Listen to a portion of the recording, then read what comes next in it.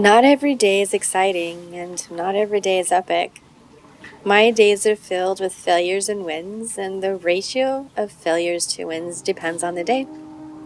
I don't wear fancy clothes, and usually I'm sipping my coffee as life is passing me by in tweets and status updates and another around the world motorcycle video. But today, I freed my bike from storage. No glamour shots here, just the daily grind. My bike has been held prisoner for the last couple of weeks as I've tried to figure out the logistics in this urban-esque situation that I'm in. I'm currently housed in the city in DC where every square inch is owned by someone and you need to pay to set foot on that square inch. This is not my thing. I live in a van and travel and ride during my off-work hours. This is the simple life that I've created. But now and again, a wrench or two gets thrown into my simple life, which is life, and it brings me to this apartment in the city. I could handle the suburbs, but the city. My van is having some glitches that need to be worked out, so I needed a place to stay while that happens. So I took the company housing, which is very urban-esque. City life is a complicated thing because I'm not streamlined for the lifestyle. My van is 9.5 feet tall, so there's no parking garage that'll accommodate that height. And in this city, there are only parking garages. And if you're super lucky, perhaps the occasional available parking on the street with a meter that you have to run out to every 2 hours to drop more money in. So then to park the van outside of a garage in this teeny tiny parking spot, it's costing me $90 a month.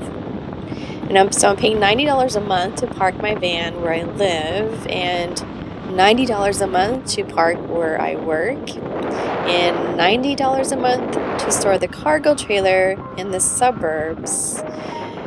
And another $90 a month maybe to park my motorcycle because I haven't quite figured out where I'm going to put the motorcycle once I have freed it from storage. And I ran the scenario over and over in my head, but I've not really been able to come up with another solution that isn't going to cost me more money. So I finally just got tired of thinking about it and just jumped into action, and I'm just going to let the day play itself out as it may, and I'm just going to let one moment dictate the next. So what happened was I drove the van to storage and then I freed the bike. Then I drove the van back from storage and parked it at the apartment. And then I Ubered from the apartment back to the storage facility, then rode the motorcycle back to the apartment in the city.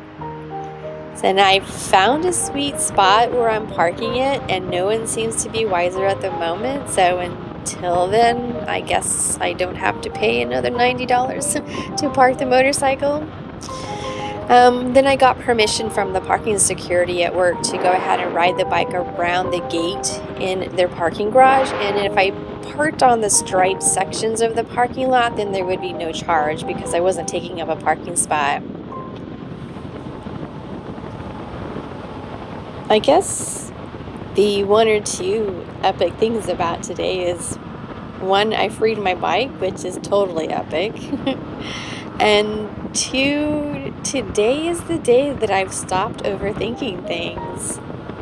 I waste way too much time running every possible scenario in my head before I take action. But today I learned that just taking action will let this moment take care of the next. So now when I find myself over-analyzing a situation, I just stop the running dialogue and the thoughts. I know what I want the end result to be, and all I have to do is just take the next step, and it gets done. And this was my ordinary day. I'd love to hear about your ordinary day. So just take a break from all the well-meaning and uplifting memes that we see on Facebook and we scroll past, and just see your day undressed and unpolished, and tell me about it. I would love to hear about your ordinary day.